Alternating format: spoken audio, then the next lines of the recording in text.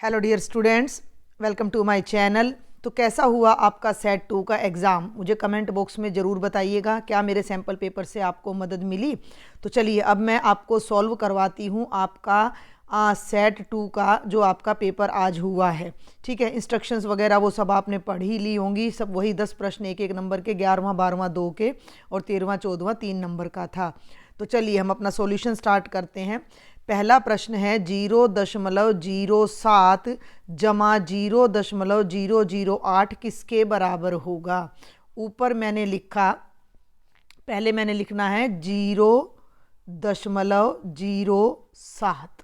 ठीक हो गया। उसमें 0.008, तो 0.008 इन दोनों को जोड़ना है। लेकिन इस 8 के ऊपर यहाँ पर कोई भी संख्या नहीं है, जो कि यहाँ 0 हम लगा देंगे। और अब जोड़ो, 0 में 8 जोड़ा 8, 7 में 0 जोड़ा 7, 0 और 0.078 आपका उत्तर आएगा, जो कि ऑप्शन नंबर 3 है। दूसरे प्रश्न पर आ जाओ। 0.45 का न्यूनतम रूप, तो 0.45 जब भी दशमलव की संख्या हो तो भाई हम क्या करते हैं, पहले संख्या को यूं का यूं लिखते हैं, नीचे 1 लगाकर दशमलव के बाद जितने अंक हो उतनी 0 लगा देते हैं।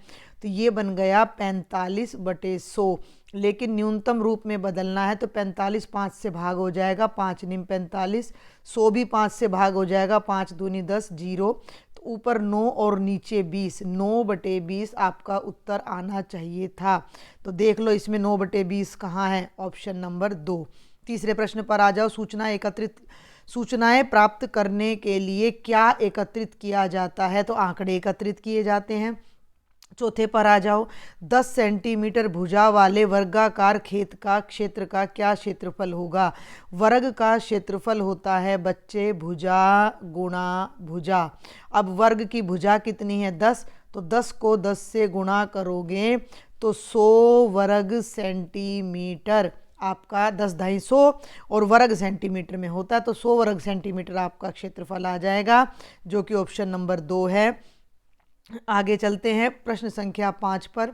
एक आयत का परिमाप क्या होगा जिसकी लंबाई 150 सेंटीमीटर और चौड़ाई 1 मीटर है? जो चौड़ाई 1 मीटर है उसको सेंटीमीटर में बदलो। 1 मीटर में 100 सेंटीमीटर होते हैं। ठीक है, तो लंबाई हो गई 150 मीटर, चौड़ाई हो गई, मीटर नहीं सेंटीमीटर, चौड़ाई हो गई 100 सेंटीमीटर। आयत का परिमाप होता है 2 ब्रैकेट में लंबाई जमा चौड़ाई, यानी लंबाई और चौड़ाई को जोड़कर 2 से गुणा कर दो, तो 2 ब्रैकेट में 150 जमा 100। जब 150 में 100 को जोड़ोगे तो 250 आएगा और 250 को 2 से गुणा करोगे तो 500 सेंटीमीटर आएगा। ठीक है, क्षेत्रफल हमारा जो है सेंटीमीटर या मीटर में होता है, तो क्योंकि हमने मीटर वाली रकम को भी सेंटीमीटर में बदल लिया तो 500 सेंटीमीटर उत्तर आ जाएगा। छठे प्रश्न पर आ जाओ। यदि एक वर्ग का क्षेत्रफल 4 वर्ग सेंटीमीटर से 8 वर्ग सेंटीमीटर तक बढ़ जाता है, यानी पहले तो क्षेत्रफल था 4, अब वो 8 हो गया, तो क्या उसका परिमाप भी बढ़ेगा? तो ये बिल्कुल सही है, परिमाप भी बढ़ेगा, क्योंकि क्षेत्रफल अगर बढ़ेगा तो वर्ग की चारों भुजाएं बढ़ेंगी और चारों की चारों भुजाएं बढ़ेंगी तो परिमाप भी बढ़ेगा। तो यह सत्य है हमारा, बिल्कुल।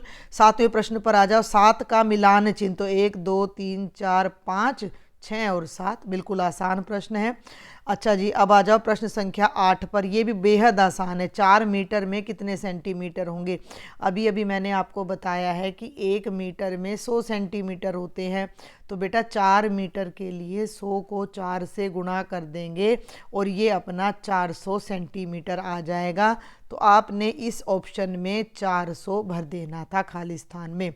चलिए, बंद आकृति द्वारा, 9वां प्रश्न, बंद आकृति द्वारा घेरे गए तल के माप को उसका क्षेत्रफल कहते हैं। ठीक है, कोई भी बंद आकृति है, कोई भी, एक मिनट, कोई भी बंद आकृति है, मान लो कोई सर्कल है तो उसने अंदर जो जगह घेर रखी है, मान लो वर्ग है तो उसने जो जगह अंदर घेर रखी है वो क्षेत्रफल या एरिया कहलाता है।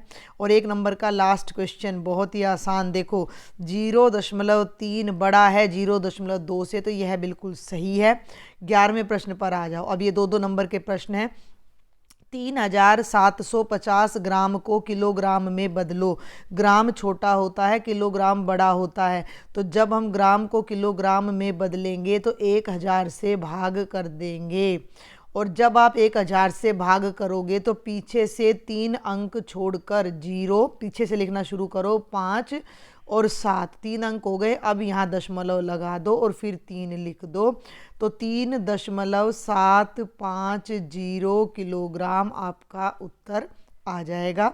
दूसरा भाग इसका क्या है, 60 मिलीमीटर को सेंटीमीटर में बदलो। अगर मिलीमीटर भी छोटी इकाई है, तो अगर मैंने मिलीमीटर को सेंटीमीटर में बदलना है तो मैं 10 से भाग करूंगी। ठीक है, समझ में आ रही मेरी बात? तो 0 से 0 कट जाएगा और 6 सेंटीमीटर बन जाएगा। 1 सेंटीमीटर में 10 मिलीमीटर होते हैं, तो मिलीमीटर को बड़े को छोटे में बदलना है तो गुणा करते हैं, छोटे को बड़ी इकाई में बदलना हो तो भाग करते हैं। प्रश्न संख्या 12 पर आ जाओ। अभिषेक के पास 7.45 रुपये हैं, ठीक है, वह 5.30 रुपये की टॉफ़ी खरीदता है। अभिषेक के पास अब कितने रुपए शेष बचते हैं? आप अपने पेपर में अच्छे से लिखाए होंगे।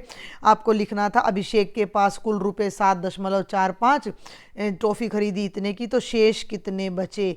तो शेष रुपये, बस मैं शेष रुपये ही आपको बता रही हूँ कि आप 7.45 में से 5.30 को घटा दोगे।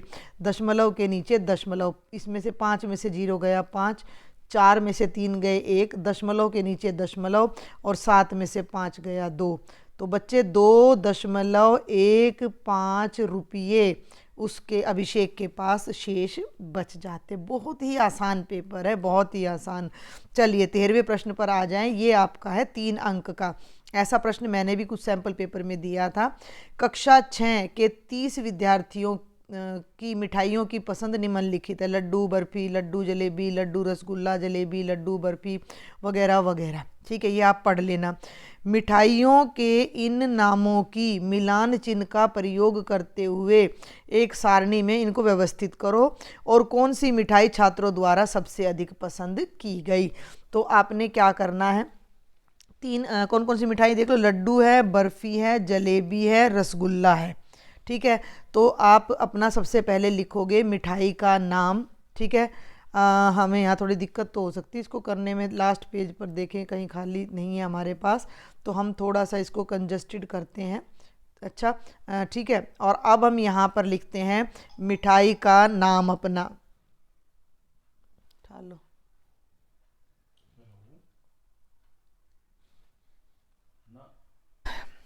आपका समय बचाने के लिए, ये देखो, आपका समय बचाने के लिए मैंने ऊपर हेडिंग डाल दी है मिठाई, बारंबारता और मिलान चिन्ह। अब मिठाई के नीचे आप लड्डू लिखोगे, मैं ले लिख रही हूँ सिर्फ क्योंकि मुझे थोड़ी जगह की दिक्कत है। फिर बर्फ़ी लिखोगे, फिर जलेबी और फिर रसगुल्ला। ठीक हो गया। अब मैं यहाँ पर पार्टीशन कर देती हूँ ब्लैक कलर से ताकि हमें दिख जाए। अब हम लड्डू गिनते हैं कितने हैं, रेड कलर से गिनते हैं लड्डू। 1 2 3 4 5 6 7 8 9 10 और 11, तो 11 तो लड्डू हैं, तो इसके आगे 11 लिखोगे। ये मैंने थोड़ा ज़्यादा दूर लिख दिया, ये बारंबारता है ना, तो इसके नीचे आप 11 लिखोगे। 11 का मिलान चिन्ह मैं यहाँ बना रही हूँ, 1 2 3 5 5 और 1 बनाओगे, 1 2 3 4 5 6 7 8 9 10 और 1 11। अब आ जाओ बच्चे बर्फ़ी पर। बर्फ़ी को मैं गिनती हूँ ब्लैक कलर से। ठीक है, तो बर्फ़ी 1, बर्फ़ी 2, आप समझ गए ना प्रश्न को बच्चे। बर्फ़ी 3 3 3 3, बर्फ़ी केवल 3 ही बच्चों को पसंद है, ऐसा कैसे हो सकता है? मुझे तो बेहद पसंद है बर्फ़ी भाई, सबसे फेवरेट ही मेरी बर्फ़ी है। तो अभी हम यहाँ पर अब लिखेंगे कि बर्फ़ी की बारंबारता कितनी है, 3 है, और बर्फ़ी का मिलान चिन्ह ये बन गया, हो गया। अब आप ले लो रसगुल्ला, नहीं जलेबी है, तो जलेबी 1, जलेबी 2, जलेबी 3, जलेबी 4, जलेबी 5 5 5 6 और 7, तो जलेबी के सामने आप 7 लिखोगे और मिलान चिन्ह 1 2 3 4, 5, 6 और 7 हो गया। और अब लास्ट में हमारा बच जाता है अपना रसगुल्ला। तो एक अलग अलग कलर लिए मैंने गिनने के लिए, 2, 3, 4, 5, 6, 7 और 8। तो रसगुल्ला के सामने आप 8 लिखोगे। ये सारी बारंबारता मैंने यहाँ लिखी है, 11, 3, 7, 8। 8 का मिलान चिन्ह हो जाएगा 1, 2, 3, 4, 5, 6, 7 और 8। समझ में आ गई बात। ये जो है ना, ये मिठाई के नीचे है लड्डू, बर्फी, जलेबी, रसगुल्ला, ये लिखना था। बारंबारता के नीचे 11, 3, 7 और 8 लिखना था। ये कुछ गड़बड़ है, 11 और 3 14, 14 और 7 21 और 8 29। हाँ, एक रसगुल्ला ये रह गया यहाँ। रसगुल्ले 9 हैं भाई, रसगुल्ले 9 हैं। तो ये एक और डंडा यहाँ पर आ जाएगा। ऐसे जोड़ मिल गया ना, क्योंकि उन्होंने बोला 30 हैं। तो इन सब का जोड़, ठीक है, मैं इसको अगर ब्लैक कलर से करके दिखाऊं तो इन सब का जोड़ 30 आना चाहिए था, जो कि मेरा पहले नहीं आ रहा था। तो आपको ये मिलान चिन्ह और ये बारंबारता और ये मिठाई आपने लिखकर ऐसे तालिका बनानी थी। अब कहता है कौन सी मिठाई छात्रों द्वारा सबसे अधिक पसंद की गई है। तो लड्डू सबसे अधिक 11 बच्चों ने पसंद किए हैं। मेरे ख्याल से समझ आ गया होगा ये प्रश्न आपको कि लड्डू 11 बच्चों को पसंद थे। फिर हमने शायद बर्फ़ी ली थी जो केवल 3 ही बच्चों को पसंद थी। फिर हमने क्या लिया था भाई, जलेबी ली थी जो शायद 7 बच्चों को पसंद थी। हाँ जी, और रसगुल्ला लिया जो 9 बच्चों को पसंद था। और फिर मैंने उसके सामने उसका मिलान चिन्ह बना दिया था, है ना। 1, 2, 3, 4, 5, 6, 7, 8, 9, 10, 11 और 1, 2, 3 और 1, 2, 3, 4, 5, 6 और 7, 1, 2, 3, 4, 5, 6, 7, 8 और 9। तो ये पूरी बारंबारता सारणी मैंने एक बार दोबारा बनाकर दिखा दी है सफाई से। और कौन सी मिठाई पसंद की गई तो वो हमने बता ही दिया है कि बच्चों ने सबसे ज़्यादा लड्डू जी को पसंद किया है। ठीक है, तो ये था प्रश्न संख्या 13। और प्रश्न संख्या 14 में 2 ऑप्शन है। पहला तो बेहद आसान है, 50 मीटर लंबाई वाले एक बगीचे का क्षेत्रफल 300 वर्ग मीटर है, बगीचे की चौड़ाई ज्ञात करो। तो ऐसा सा प्रश्न मैंने भी दिया था सैंपल पेपर में। तो चौड़ाई कैसे निकलेगी, क्षेत्रफल बटे लंबाई। अगर लंबाई निकालनी हो तो क्षेत्रफल को चौड़ाई से भाग कर दो। तो 300 बटे 50, 0 से 0 कट जाएगी, 5 एकम 5 और 5 छिके 30। तो 6 मीटर आपके बगीचे की चौड़ाई हो जाएगी। और अब ये लास्ट हमारी पजल है। दी गई पजल को हल करें, 3 संख्याएं सोचें जो इस पजल को हल करने में प्रयोग हों। तो सुनो भाई, ये पजल है, इसमें जो लिखा है वो मैं नहीं पढ़ूंगी, मैं सारा आपको समझा देती हूँ। ये वाला खाना पूरा डार्क है, तो इन दोनों में मतलब अलग अलग संख्या हमने भरनी है। अब मेरी बात सुनो, जब हम इन 2 खानों को देखते हैं तो इसके बाहर अगर मैं अलग कलर करके दिखाऊं तो इसके बाहर ये डार्क है, ये पूरा एक पिंजरा है। इस पिंजरे में ये 2 खाने हैं। इन 2 खानों में ऐसी संख्या डालनी है जिनको, 1 मिनट में इरेजर लेना चाहूँगी और इरेजर लेकर उसका एक बार साइज बढ़ाकर थोड़ा सा मैं आपको ये अंदर से साफ़ करके दिखाती हूँ। अब सुनो मेरी बात ध्यान से, है ना, थोड़ी सी पेशेंस तो भाई रखनी पड़ती है। इन दोनों खानों में जो संख्या आएगी उनका जोड़ 0.1 होना चाहिए। ये जो 0.1 के आगे जमा लग रहा है, इसका अर्थ है कि दोनों संख्याओं को जमा करके 0.1 आए। ये अकेला खाना है, इसमें 0.2 ही आएगा। 2 संख्या तो इन्होंने खुद दे दी, एक 0.1 दे दी, एक 0.2 हमारे पास हो गई। तीसरी संख्या मैं 0 लूँगी, यानी 0.0। अभी मैं सारा समझाऊंगी आपको, देखते जाओ। ऐसे ही इन दोनों खानों में जो संख्याएं आएंगी उनका जोड़ 0.2 होना चाहिए। ऐसे ही इन दोनों खानों में जो संख्याएं उनका जोड़ 0.1 होना चाहिए। तो मैं जल्दी से आपको इस पजल को सॉल्व करवा देती हूँ। इसमें 3 संख्याएं मैं लेने वाली हूँ, 0 यानी कि 0.0, दूसरी संख्या मैं लूँगी 0.1 और तीसरी संख्या मैं लूँगी 0.2। ये पूरा खाना अकेला है तो इसमें तो मैं 0.2 ही भरूँगी। क्लियर हो गया। और अब एक बात और ध्यान रखनी है कि इन तीनों खानों में एक संख्या एक ही बार आनी चाहिए, और इन तीनों खानों में भी एक, मतलब लेटे हुए भी जो 3 खाने उनमें एक संख्या एक बार आनी चाहिए, जो खड़े हुए खाने हैं उनमें भी एक संख्या एक ही बार आनी चाहिए। तो अब जब हम इन 3 खानों की बात करते हैं तो इनमें 0.2 तो आ चुका है, तो इनमें 2 ही संख्याएं भरी जा सकती हैं, ये दोनों। तो मैं क्या करूँगी, मैं यहाँ पर तो 0.0 भरूँगी और यहाँ पर 0.1, इन दोनों का जोड़ 0.1 आ गया, हो गया। अब इस खाने पे आ जाओ, पहले इस वाले पे। मैं ये साथ साथ थोड़ा साफ़ करती जा रही हूँ, कलर चेंज कर देती हूँ ताकि आपको आसानी रहे।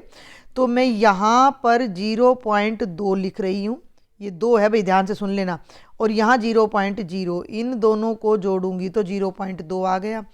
अब मेरी बात सुनो, अब आप इस खाने को देखो, 3 खाने हैं, 0.0 आ गया, 0.2 आ गया, तो यहाँ पर मैं अब 0.1 भर दूंगी। इसको देखो, सुडोकू खेली कभी आपने, इसमें 0.2 आ गया, 0.1 आ गया, तो इसमें अब 0.0 आ जाएगा। और अब ये बच गए। अब आप यहाँ देखो, इस खाने में देखो, 0.0 आ गया, 0.2 आ गया, तो इसके बचे हुए खाने में 0.1 आएगा। और जब मैं इस खाने में देखती हूँ, सुन रहे हो ना मेरी बात को ध्यान से, इस ब्लैक पे ये पर्पल कर दिया, इसमें 0.1 आ गया, 0.0 आ गया, तो यहाँ 0.2 आ जाएगा और आपका टारगेट भी पूरा हो जाएगा। जब हम इन दोनों को जोड़ते हैं तो 0.1 आ जाता है, इस खाने का उत्तर 0.2 आ जाता है, इस खाने का उत्तर 0.1 आ जाता है, इस खाने का उत्तर 0.2 आ जाता है। यहाँ कोई उत्तर दिए नहीं गए हैं। तो थोड़ा सा मैं पजल का जो एक्स्ट्रा पार्ट है बाहर से, वो अब मैं एक बार मिटा कर आपको दिखा देती हूँ। मेरे ख्याल से आपको समझ आ गई होगी। तो ये आपका पूरा पेपर था बच्चे। आपको कोई भी क्वेरी है, कोई भी डाउट है, तो आपने मुझे कमेंट बॉक्स में लिखना है। और अगर लेक्चर पसंद आए तो चैनल के नीचे सब्सक्राइब का बटन है, उसको प्रेस करो, बेल आइकन दबाओ और अपने ज़्यादा से ज़्यादा फ्रेंड्स को इस चैनल के बारे में बताओ। ठीक है, समझ आ गई ना? देख लो, अब एक बार सारा पेपर हमारा हो चुका है। तो थैंक यू।